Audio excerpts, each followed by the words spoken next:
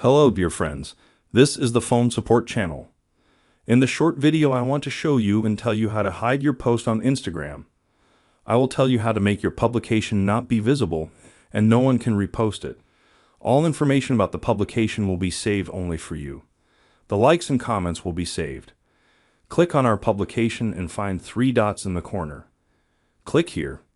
A menu will appear where we choose the item, Archive. As soon as we click on this button, our publication will be immediately hidden and no one will see it.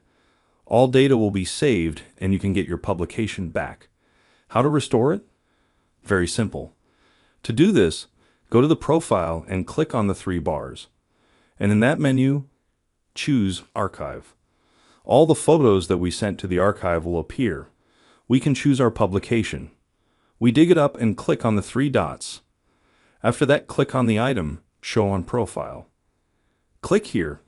Now we go out and refresh our page, and we see that the publication has been restored. That's a great way to do it. That was the phone support channel. If you liked it, please like it and subscribe to the channel. Bye.